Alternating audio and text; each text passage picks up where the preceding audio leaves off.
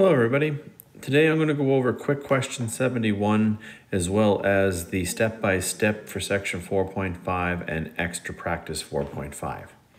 So let's start with quick question 71. What type of graph represents the following situation the best? The number of chocolate bars sold by grade level, 7, 8, and 9. So we're comparing the three grade levels and it wants to know what type of graph would work best. And you might be thinking of a couple different types of graphs, pie chart, scatter plot, but the one that would work best in this situation would be, I'll just write it on the top, a bar graph. So that'd be a bar graph like this that had grade 7, grade 8, grade 9. And then you could see you could clearly see which grade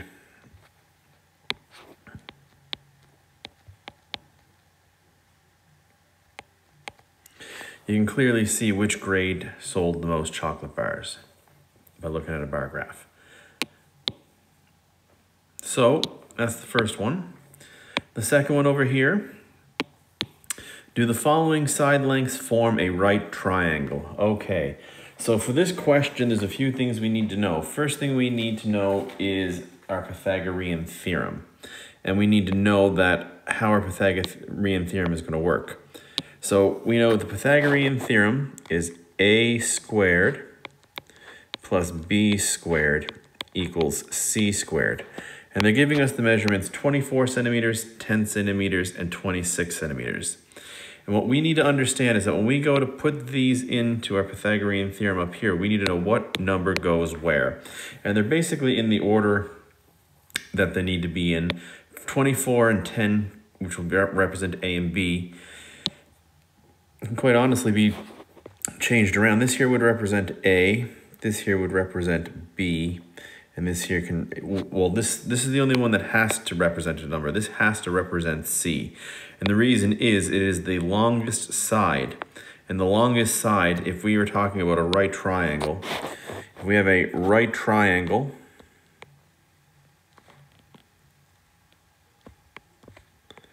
the longest side is always the hypotenuse, which is this side right here.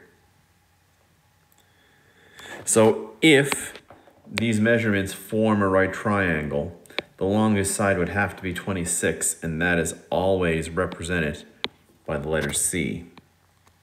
A and B can be interchanged. To be honest, it doesn't matter which one you label them as. But for the sake of this, we can say that this bottom one would be called A and this side one would be called B. And I've decided that A will be 24 and B will be 10. Again, these two can be changed around, but it doesn't matter. So I plug these into our equation and I say 24 centimeters squared plus 10 squared centimeters equals 26 squared centimeters. Now, what I need to do is I need to work this equation out, and if both numbers on both sides of my equal sign are the same, then those measurements form a right triangle. If they don't match, then it is not a right triangle. So 24 squared is 576 centimeters squared plus, now I have 10 centimeters, so 10 squared we know is 100 centimeters squared. And 26 squared equals 676 centimeters squared. So I add the values of A and B together, well, A squared and B squared together, which would be 676 centimeters squared equals 676 centimeters squared. So because they're both the same, we know that yes, indeed, it does form a right triangle. So we can say they do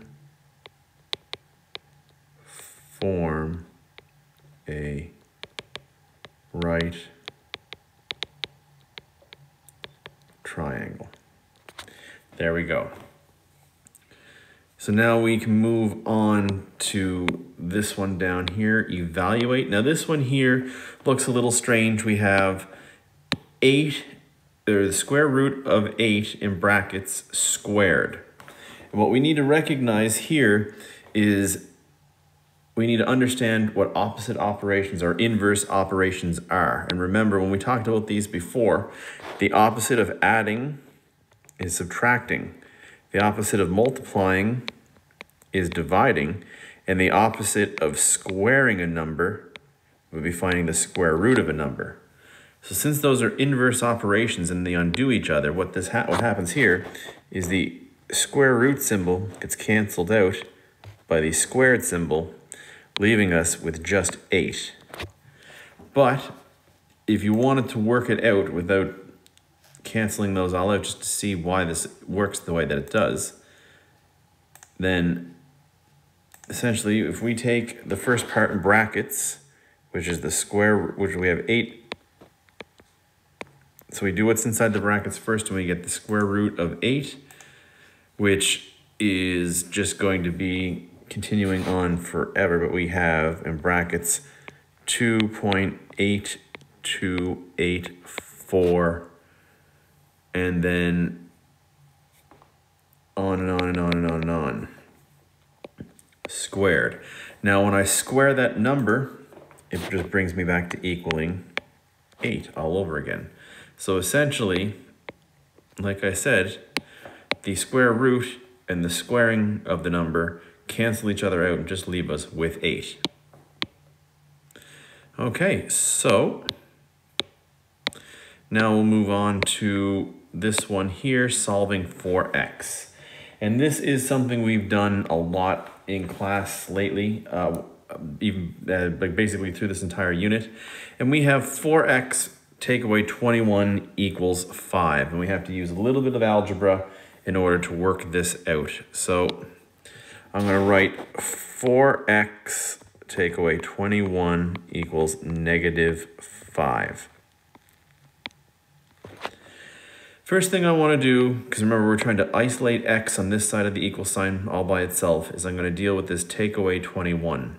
So in this case, if you want to, just like we talked about in the previous question, if you have 21 and you want to reduce that out of the equation, and you're taking 21 away, what you then need to do is add 21 into the equation.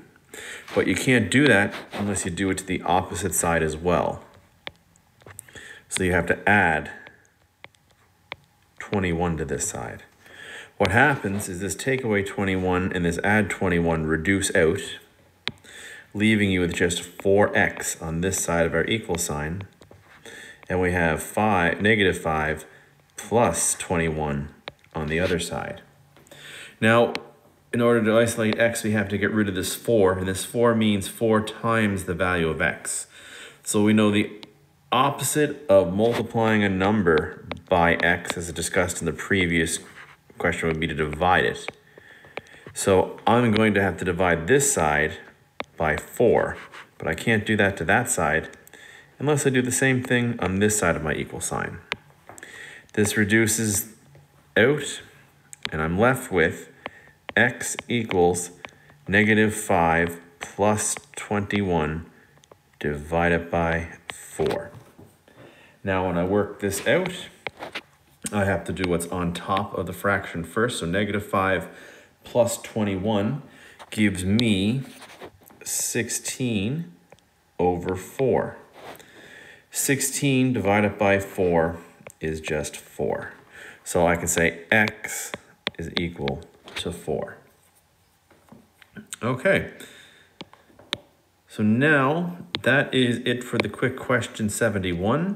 If you have any questions about that, please email me right away. And I'll move on to the step-by-step. So here, this is step-by-step 5. Step-by-step 5, lesson 4.5, question 11 from the textbook. And It specifically says in the question, use a copy of the graph from your textbook.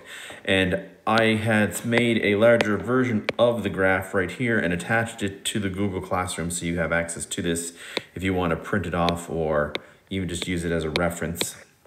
And here is question 11 from the book. And it says, assessment focus. This graph shows how a speed in meters per second, that is this bottom row here, meters per second, m/s, relates to speed in kilometers per hour. So these are both metric measurements because we have kilometers and meters. So this row going vertically here in our y-axis is the speed in kilometers per hour. So we're converting from this speed to this speed and back again. So when we read through the question, A asks us, estimate the speed in meters per second of 1, a car that travels at 70 kilometers per hour, and 2, a train that is traveling at 110 kilometers per hour. B then asks us to estimate the speed in kilometers per hour of 1, a racing car that is traveling at 60 meters per second, 2, a bicycle that is traveling at 8 meters per second, and then C says, for which parts in A and B did you use interpolation? Remember, that is when we look at the data within the graph to get information. And 2, extrapolation. And that is when we have to predict beyond the data in the graph, looking at the data in the graph and predict or expand beyond to figure out what would be happening.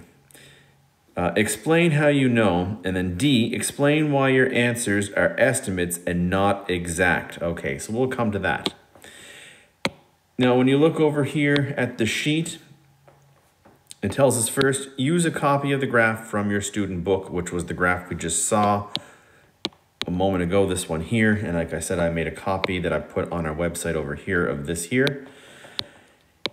And it asks us, it says, step 1, on each axis, number the grid line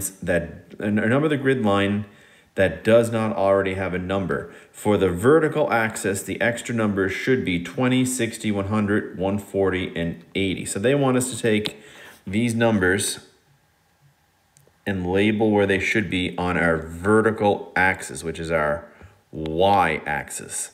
Then they want us to take, for the horizontal axis, the extra numbers should be 5, 10, 15, 20, 25, or 5, 10, 15, 20, 30, 35, 40, 45, and that's on the horizontal axis. So again, these numbers here go on the horizontal axis, which represents x. Then this is where it gets into the question from the book. Find 70 on the vertical axis. This is halfway between. So we'll get to step 2. We'll finish step 1 first, and I'm going to complete this over on, oh, that's moving. There we go. One moment. Lock everything in place. Okay. Still not quite right. One moment. There we go.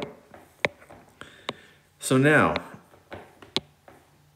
they want me to label this graph right here with the missing values that are right there. So let's look first at our y, and we can see here that they want us to label 20, which would be right here on this line. And then this would be 60, 100, 140, 180. Now, they want us to label the, oh, and I'll label it as well. This here is the y-axis.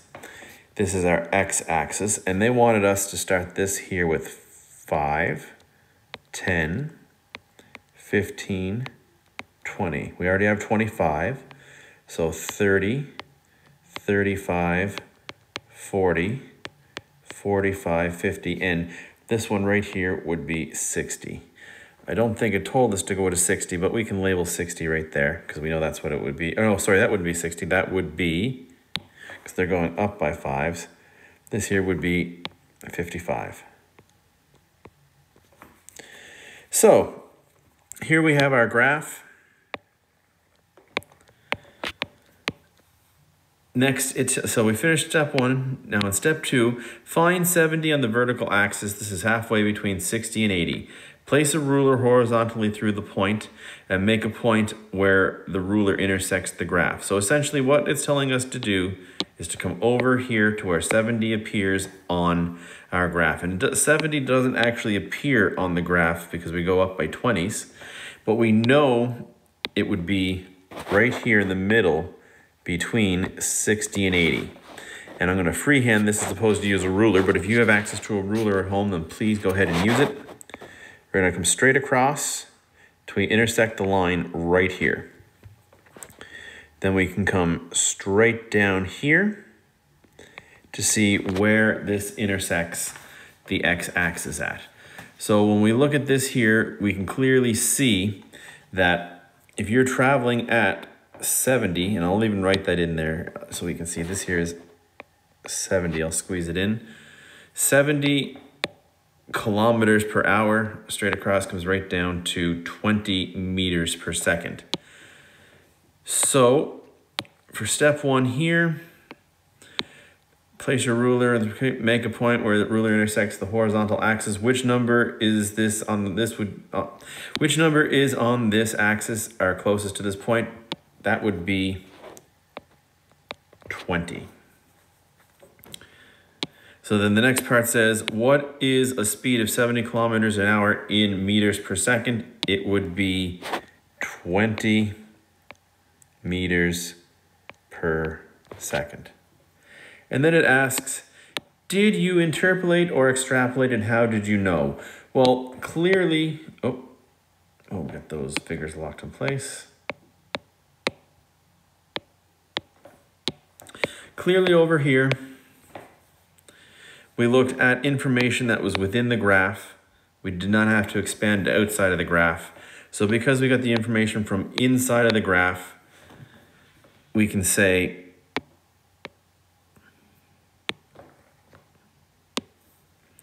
we used interpolation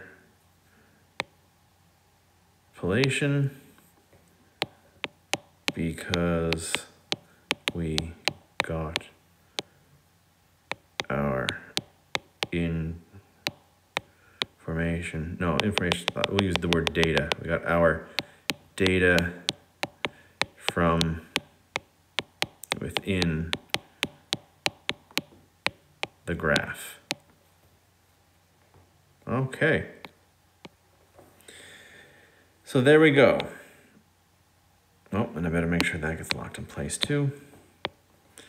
All right, so now step 3, it says, repeat the method for step 2 after finding 110 on the vertical axis. What is the speed of 110 kilometers per hour in meters per second? Did you interpolate or extrapolate? So let's come back over to our graph and we'll find 110. And 110 should appear on the graph between 100 and 120, which is right here. So using the same method, we come straight across. Boom, we hit right here. And then we can come straight down. And we can see it hits at 30 meters per second. So when I come back over to this here, I can just answer. It was 30 meters per second. And then for the same thing, it's asking us if we used interpolation or extrapolation. And in this case here,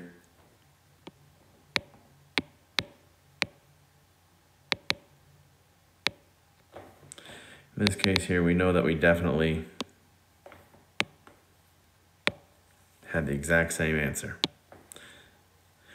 Oh, there's an extra period in there, but that's okay. We can get rid of that.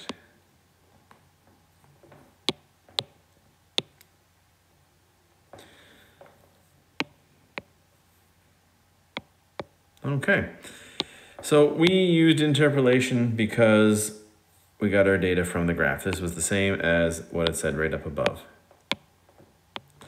So now step 4, extend the horizontal axis on the graph to 70. Label each grid line. Extend the vertical axis to 240 and label the grid lines.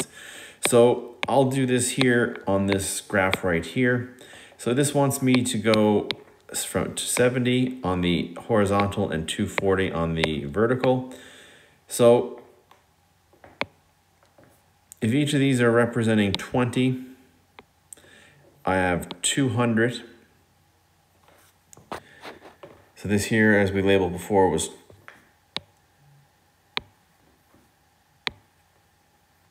20, 40, 60, 80, 100, 120, 140, 160, 180, 200. This here would have been 220, 240, and I can extend the graph up to the 240 right there. And then for the horizontal axis, I'm at 5, 10, 15, 20, 25, 30, 35, 40, 45, 50, 55, 60, 65, 70. So that's all the way to here. And then we're going to extend this line. So again, freehanding, we're just continuing up in this.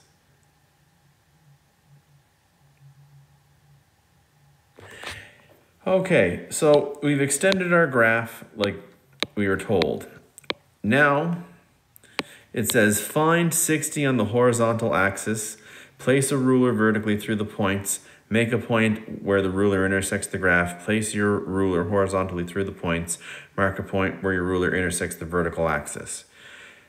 So same method as before, but this time we're starting at 60 on our vertical axis. So 60 on our vertical axis, or horizontal axis, is right here. And we can go straight up till we hit our line right here.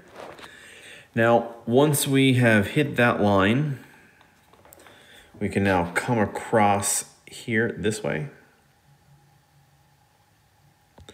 And we're close, well, that went a little low. It kind of dipped down a little bit. I should have been a little bit higher with that, but it's all right. So right about there. So that is much higher than 200. It's much closer to 220. So a good estimate on that one there might be about 215, we could say. So we can estimate that to be about 215. And so when it asks us, what is the speed at 60 meters per second? We can say 215 kilometers per hour. So now in this case here, what it asks, oh, that's moving. When it's asking us if we interpolate or extrapolate, this one here, we did something different. We had to extend our graph and then go beyond the data and make a prediction because the data isn't on the original graph. So in this case here, we can say we extrapolated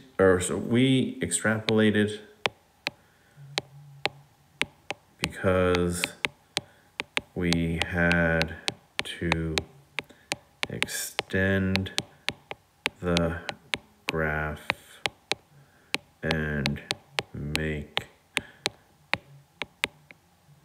predictions about the data. There we go. So that is different than what we've done in the previous ones here so far. So yes. So now part 6 says, find 8 on the vertical axis. This is a bit less than halfway between 0 and 20. Repeat method for step 5. So we want to find 8 on the vertical axis. Now, 8 is on the vertical axis and it was on the original graph. So we can come here and see. So was it the vertical or horizontal? Find 8 on the vertical axis. It's a bit less than halfway between 0 and 20. That's right.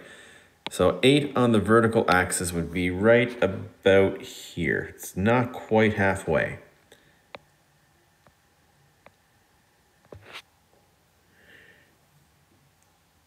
So when we see that come across, there we go, right there. So,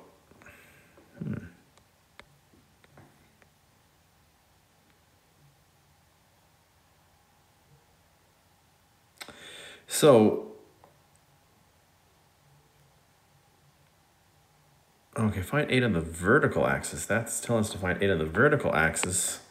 And then it wants us to know what it is in meters per second. So 8 kilometers per hour.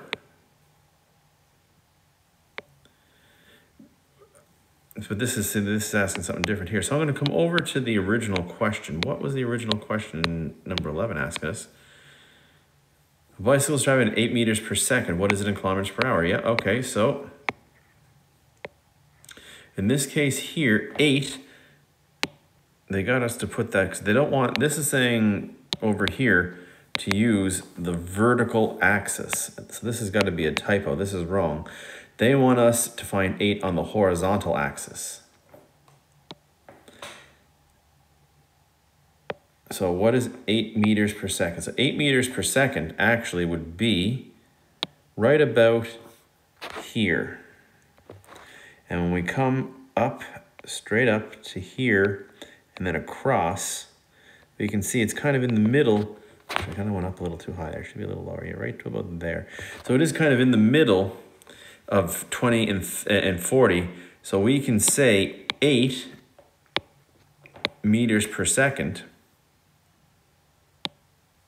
would be about 30 kilometers per hour. And in this case here, just like in the previous ones I didn't need to do that. Up top, when it asks the question,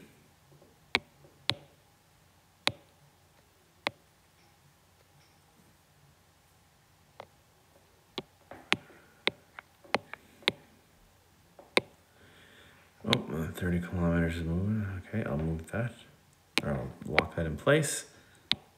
Okay.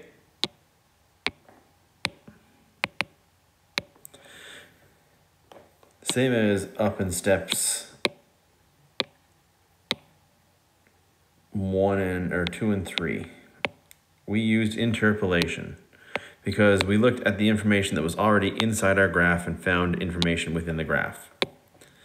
So then it says, why are your answers in step 2, 3, 5, and 6 estimates and not exact? Okay, so in this case here,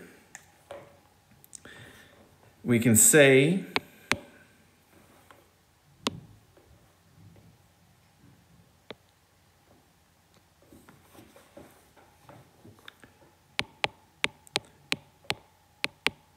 the answers are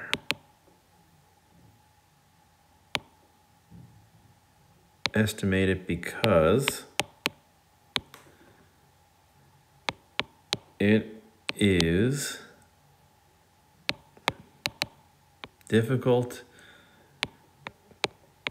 to read the exact values from the graph.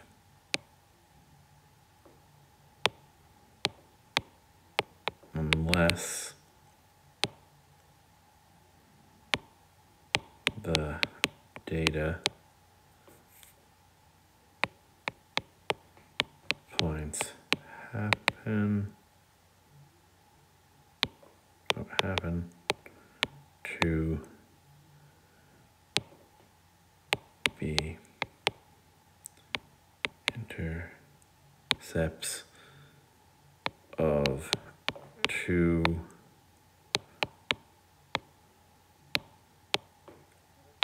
grid lines. Period. So there you go. So that is why that is just an estimate. Again, if you have any questions on any of this stuff, please don't hesitate to send me an email. And now we're on to extra practice 5, number 1. This graph represents a linear relation. Determine the value of x for each value of y. So here, we are taking these values here and using this graph to determine the other values. So first one is y equals 1. So for this one here, I can go to where y equals 1, which is right here. Y equals 1, and the line is intersecting at y equals 1. So when y equals 1 right there, I can see that x is equal to 0. So for number 1a, 1, y equals 1, x equals 0. For 2, we have y equals 3, which on our grid would be right here. So when y equals 3, I come across till I hit my line here, and straight down, and I can see that is right here at 4. So I can say that x equals 4. Now for number 3,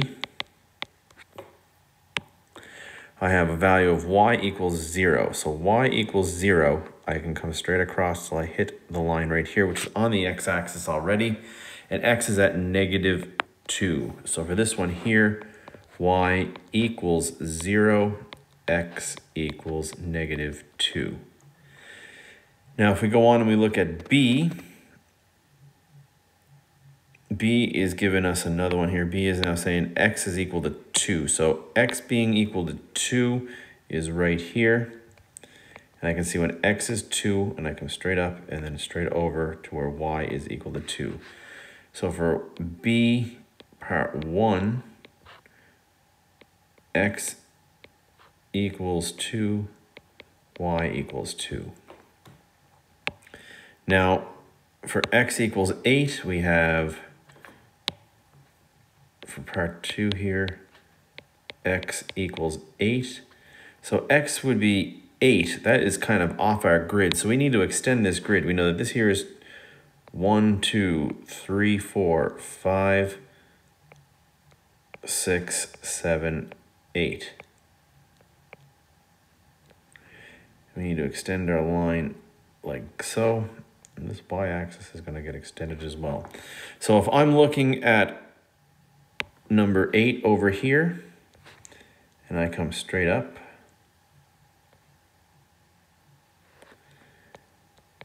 and straight over to there. So in this case here, if we were going up this here, it'd be 2, 4, or 2, 3, 4, 5. So when x is equal to 8, y is equal to 5. Okay. And finally, 3 would be negative, or x equals -6, y equals. So in this case here, we don't have a -6 on our x, but we're going to have to bring it back a little ways. So this here is 2, -3, -4, -5, -6. So now when x equals -6, y is equal to -2. Okay, so that is how we do these questions.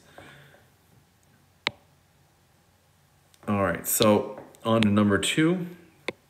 And we're doing it the same way, but number 2 goes with this graph right here. Number 3 goes with this graph, and number 4 goes with that graph. So number 2, the graph represents the linear relation. Determine the value of x for each value of y. In this case, y equals 3. So we have 2a, number 1, or y equals 3. So we want to find where y is equal to 3 at. Y is equal to 3 right here. I come across to here and I can see that is where x is equal to 1. So x equals 1. Now I'm on the number 2. And I can say for number 2, y equals -2. So y is -2 right here. I come up and I can see that's halfway between -1 and -2. So I can say that x equals -1.5. So now I look at the third one. Y equals 7. And there is no 7 on the y-axis, so we're going to have to extend our graph. This here is 4, 5. This would be 6. That would be 7 right here. I feel I'm going to have to end up extending that one down anyway, so we'll do that.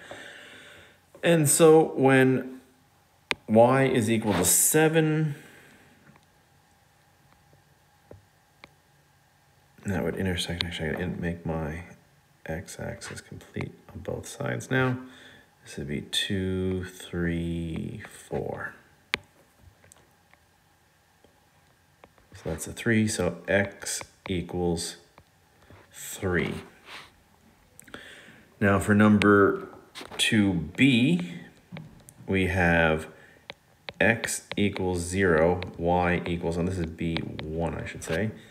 Y equals, so when x is equal to 0, which is right here, y is equal to 1. That's where 1 would be. So y is 1. For part 2, when x equals -2, which is right here. Oh, I'll do that one in this color here.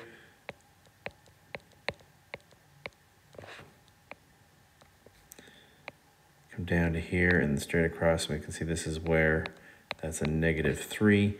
So y equals -3.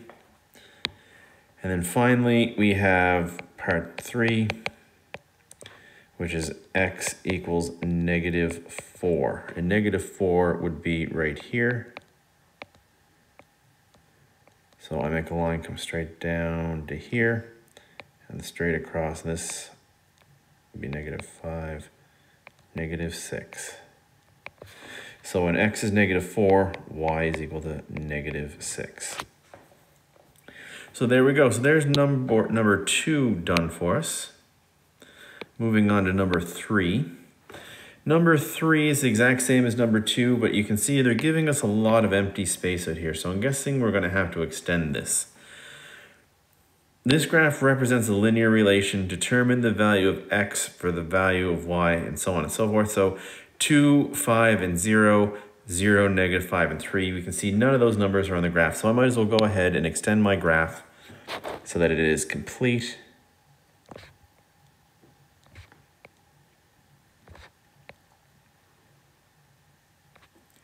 So that would be 1, 2, 3, and 4. -1, -2, -3, -4, -5, -6. And this here would be 1, 2, 3, 4, 5. -1, -2, -3, and -4. So we have our numbers all labeled now. Perfect. Now we can extend this here like that. We're going to extend that down like that. Perfect. So we have the graph completely extended, so we should be able to find all 6 of these points without any kind of an issue. The first point for number 3.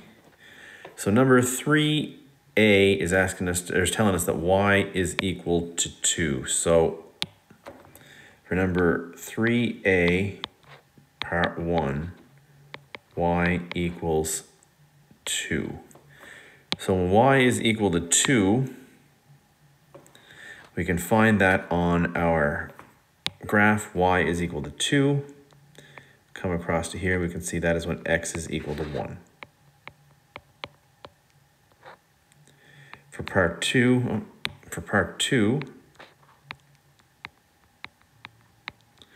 is telling us that y is equal to 0. So y is equal to 0 right here, which comes over and x is equal to -1. So y is equal to 0, x is equal to -1. Now for part 3,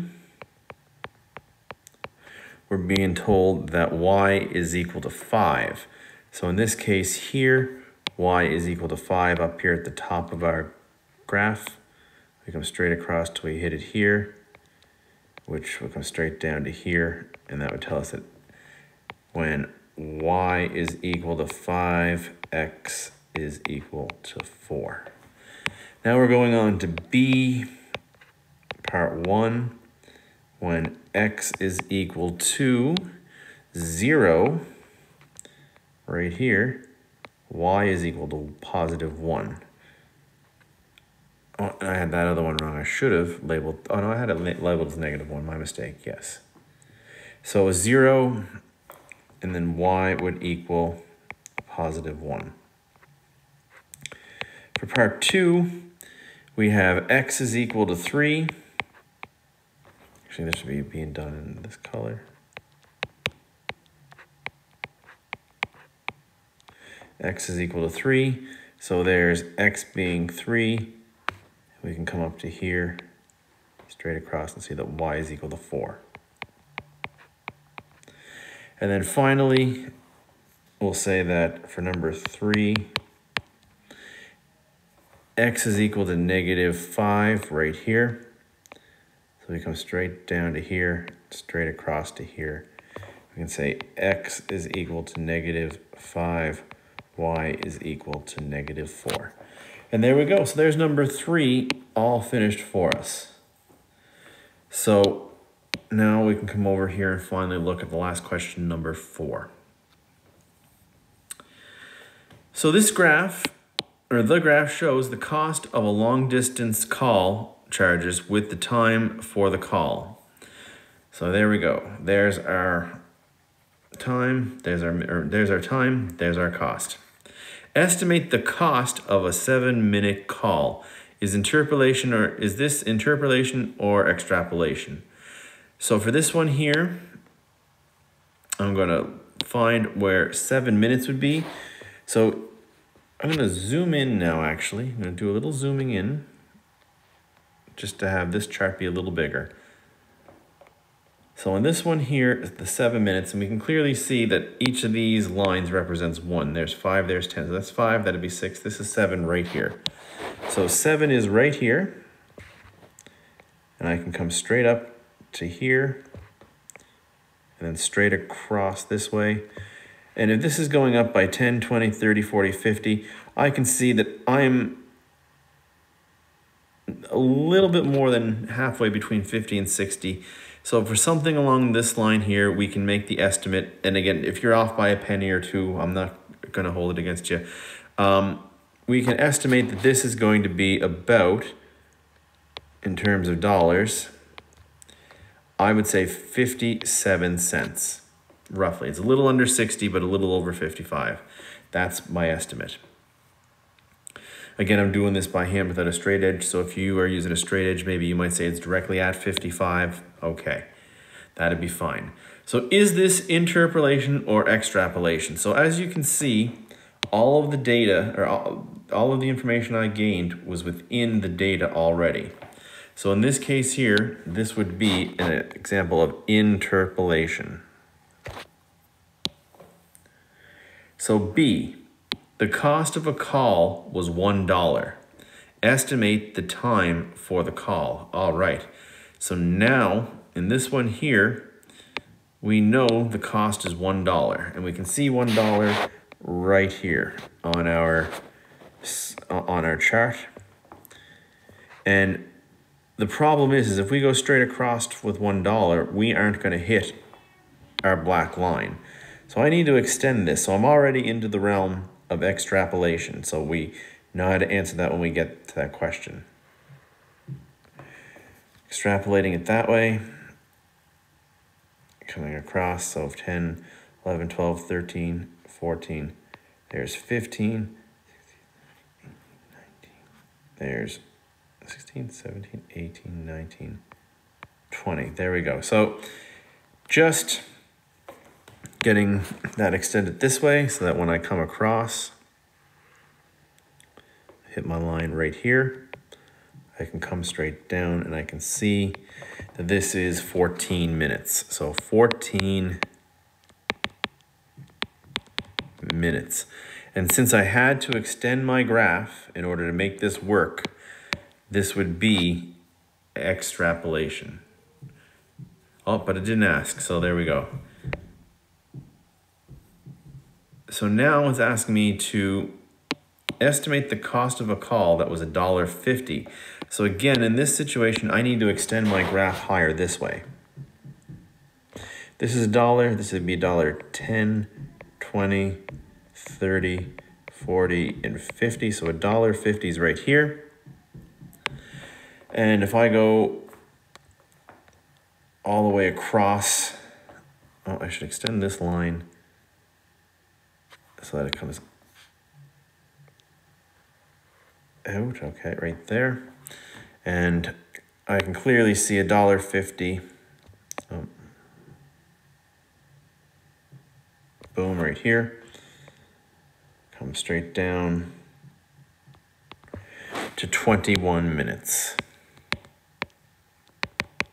And again, in this case here, because I needed to extend my graph beyond the original point, this is extrapolation. So A was the only example where we used interpolation. The rest was extrapolation. Okay, so that is extra practice 4.5. I'm hoping that everybody was able to get a handle on this. And if anyone is having any trouble, please email me right away. So I hope everyone found this informative and hope you're having a good day. Stay safe.